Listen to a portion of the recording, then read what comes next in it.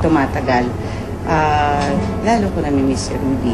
Gusto ko mag-thank you kay Sharon for the books na binibigay niya sa akin na like Finding Your Way, When Your Spouse Dies. Nakapag-identify ako, oy, dinadaanan ko to.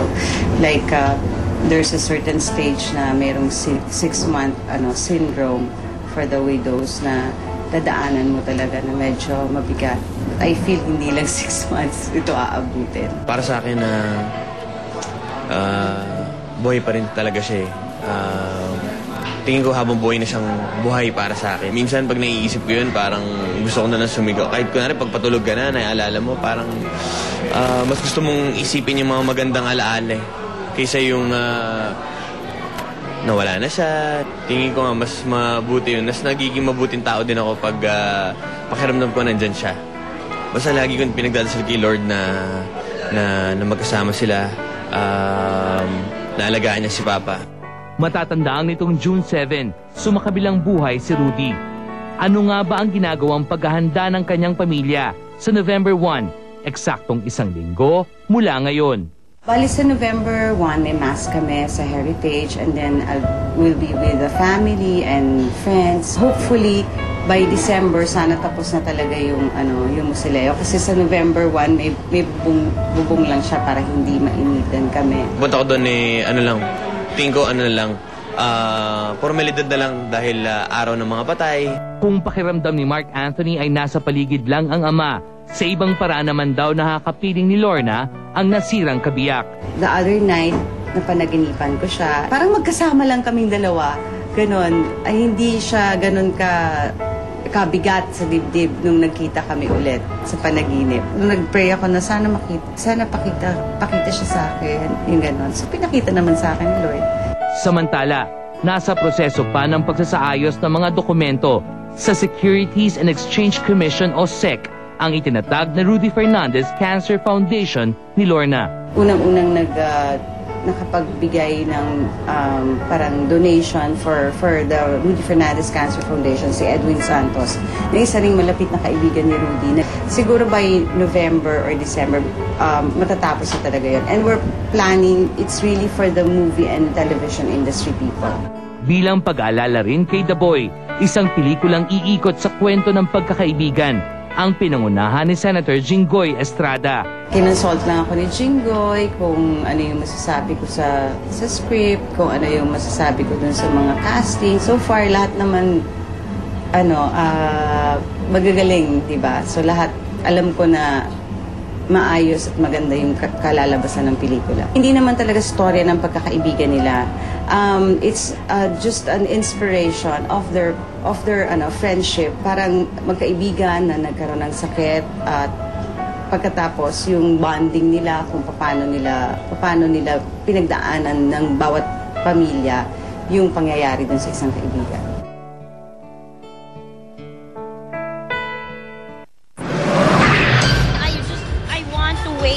For that time, yung that sign, that feeling.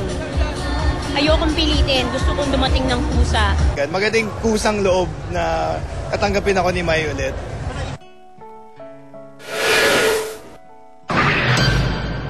Most married couples wish to have more children. Pero sa kaso ni Maylene Dizon at Paulo Paraiso, hindi pa man kasal ay magdadalawa na ang anak. What's ever more strange, hiwalay na ang dalawa. Okay naman siya. 4th month yun Healthy naman. So, sana tuloy-tuloy hanggang sa panganak. So, sinusubukan kung kahit paano, tapatan yung kung paano ko siya inalagaan the first time. Paulo always asks kung ano meron ba akong hinahanap na pagkain or may kailangan ba daw ako. Pag nag-text si Paulo, Isa at ready na kami na magsama. Are you saying na pwede ba kami magkabalikan? Naman! Siyempre, lahat naman ng kung nasa tama at nasa ayos ba naman yung panunuyo niya, kahit sino naman madadala. Handa ako. Pero syempre, maraming situation hindi ganun kadali. Kung tingin namin sa amin dalawa, mag-decide kami na it's time para magkabalikan kami, maggagawin naman namin. Well, as a father, syempre, gusto kong buuin yung pamilya ko. Pero syempre, 2 tao kaming bubuo ng pamilya. So, hindi pwedeng isa lang. Hindi pwedeng siya lang, hindi pwedeng ako lang. We're good friends, so we'd like to keep it at that first. Kasi ito ng dalawa na magiging anak namin, marami ng changes ang mangyayari. Hindi ko alam kung anong mangyayari sa akin pag nandyan na yung mga bata.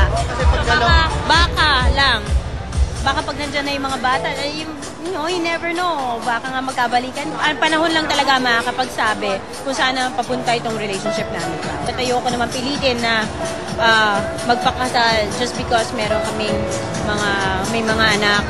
Neither does Mylene want to listen to what other people have to say. I want to wait for that time. Yung that sign, that feeling. Ayokong pilitin. Gusto kong dumating ng kusa na I'm ready. And it is Paolo. Ayokong makinig sa mga suggestions. Ayokong makinig sa pagbubuyo lang ng mga tao. Gusto ko manggaling talaga sa puso ko.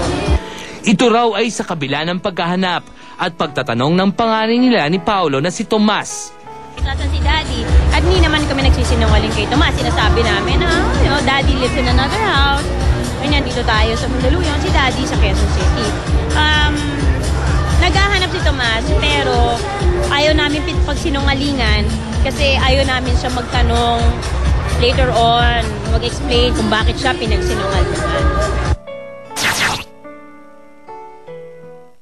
Next, baby boy na si Caleb Elijah. Kamukhang kamukha raw ng boyfriend ni Alicia Mayer. Pero ama ng sanggol, wag na raw kaladkarin pa sa may intrigang mundo ng showbiz.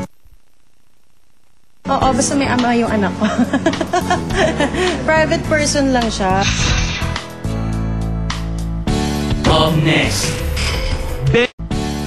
Next. Benji Paras, handa nang magsalita sa kanyang bagong relasyon at muling nabuong pamilya. Before I entered sa ibang relasyon ulit, so kailangan ko isipin yung mga anak ko. Later. Call center cutie ng Tacloban City. Latest casualty sa Survivor Philippines. Ang kwento ni Leona Rica Nikki Daculio. Abangan! Later. Eli Buendia, 100% maayos na raw ang kondisyon, kaya pwedeng-pwede nang sumabak sa pagtatanghal. Real score sa pagitan nila ng kanyang manager at partner na si Dayan Ventura, isiniwalat ng dating Eraserheads vocalist. Abangan!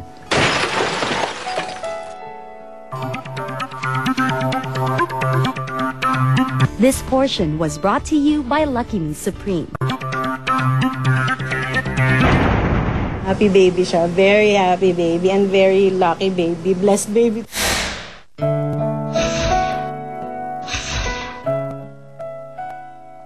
Bagamat wala pang basbas ng simbahan ang kanilang pagsasama, swerteng maituturing ni Alicia Mayer at ng kanyang non-showbiz boyfriend ang pagkakaroon nila ng anak. September 29, dakong alas 7:45 ng umaga, nang iluwal ni Alicia via normal delivery sa Medical City ang sanggol. May timbang na 7.3 pounds. Pinangalanan nila itong Caleb Elijah. Sabi nga nila doon, kumbaga medyo malaki daw para sa normal. Pero talagang pinilit ko. Iyak ako nung sinabi ng doktor na, Alicia, pagka hindi pa lumabas to ng mga 15 minutes, talagang na kita, CCS na kita.